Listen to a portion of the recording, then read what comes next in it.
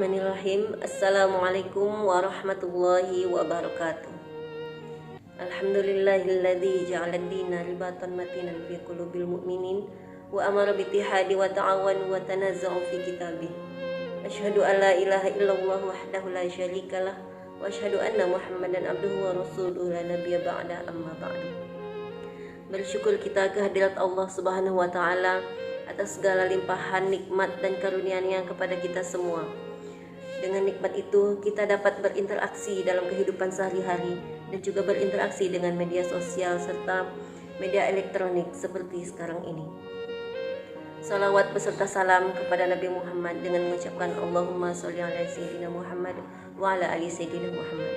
Beliaulah manusia paripurna sebagai contoh teladan bagi kita semua, yang mengajarkan kita bagaimana mengemban misi sebagai khalifah di bumi untuk memakmurkan kehidupan manusia di muka bumi ini.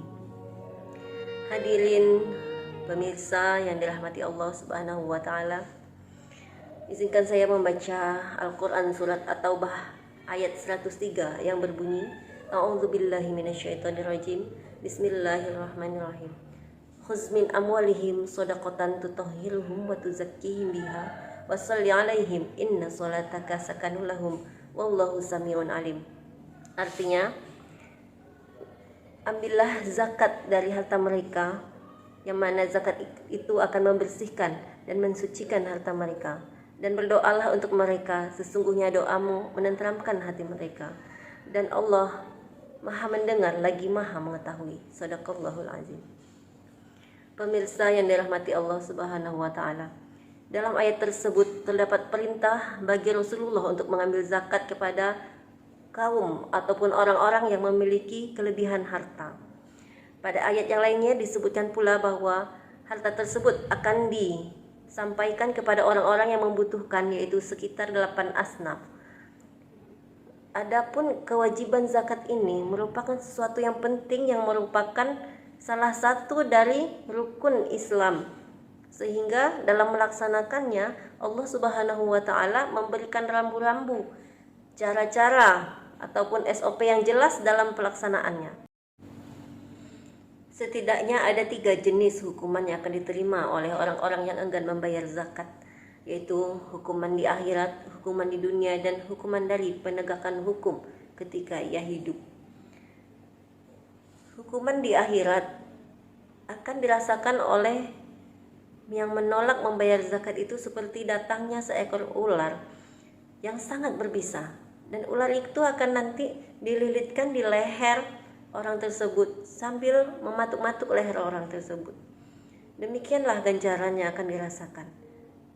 Kemudian selain itu, apabila orang ini mempunyai harta berupa emas dan perak dan ia tidak mengeluarkan zakatnya, maka emas dan perak itu akan nanti berubah menjadi setrika yang akan disetrikakan ke tulang rusuk, ke punggung, dan ke wajah orang yang tidak mau berzakat tersebut.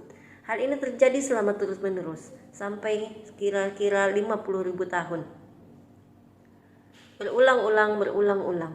Adapun bentuk yang ketiga, yaitu seperti orang yang memiliki ternak dan tidak mau membayar zakat, maka ternaknya itu nanti di hari kiamat akan datang kepadanya dalam keadaan marah, dan dia marah sehingga menyeruduk dan menginjak-injak si pemiliknya karena ia tidak mengeluarkan zakat.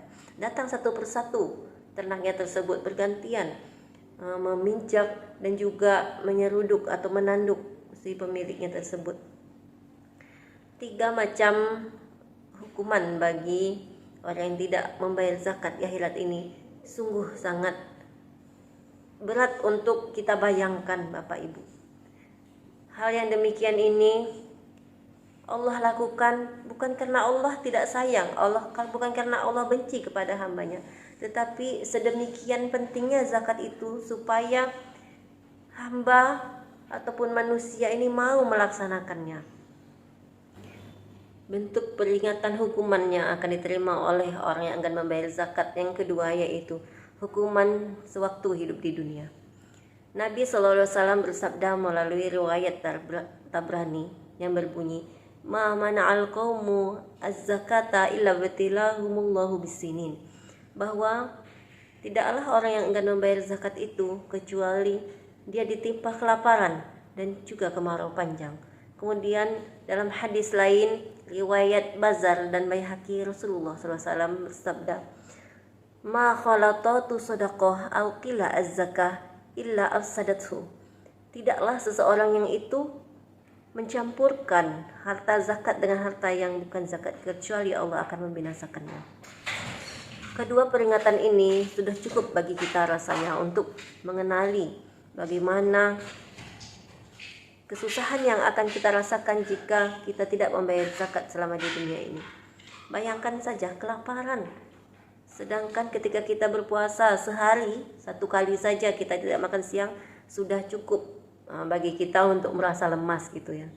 Nah, bagaimana ketika kelaparan itu ditimpakan sedemikiannya sehingga membuat kita tidak tahan lagi, dan juga akan diberi kemarau panjang. Salah satu sumber kebutuhan yang pokok bagi kita itu adalah air, dan air itu ditiadakan. Nah, demikianlah Allah ingin mengingatkan kepada hambanya agar sadar pentingnya mengeluarkan zakat bagi orang-orang yang memerlukannya. Kemudian bentuk peringatan ataupun hukum bagi orang-orang yang tidak mengeluarkan zakatnya, yaitu adalah dari segi penerapan hukum ketika hidup di dunia ini. Dalam hadis Nabi Muhammad SAW yang diriwayatkan oleh Bukhari dan Muslim dan diriwayatkan oleh Abdullah bin Ibnu Umar, mengatakan bahwa menurut hukum perundang-undangan yang dilaksanakan oleh qadhi ataupun hakim dan juga dilaksanakan oleh penguasa, itu adalah memerangi orang-orang yang tidak mau mengeluarkan zakat. Nah, sehingga arti kata memerangi ini berarti halal darah seorang muslim yang tidak mau membayar zakat, padahal dia beriman, padahal dia melaksanakan sholat. Begitu pentingnya sehingga tumpahnya darah seorang muslim ini dianggap boleh oleh Allah Subhanahu wa taala demi terlaksananya syiar zakat ini dalam kehidupan manusia. Hadirin yang dirahmati oleh Allah Subhanahu wa taala, demikianlah hukum-hukum peringatan yang Allah sampaikan kepada kita mengenai orang-orang yang enggan atau tidak mengeluarkan zakat. Mudah-mudahan hal tersebut dapat kita pedomani, dapat kita pahami dan kita hindari sehingga kita tidak termasuk ke dalam golongan orang-orang yang tidak membayar zakat. Na'udzubillah summa na'udzubillah. Mudah-mudahan apa yang saya sampaikan ini dapat kita pahami dan dapat kita amalkan dalam kehidupan kita sehari-hari, yaitu terhindarnya kita dari golongan orang-orang yang tidak membayar zakat. Demikian yang dapat saya sampaikan. Mohon maaf atas segala kesalahan. Billahi taufiq wal hidayah. Wassalamualaikum warahmatullahi wabarakatuh.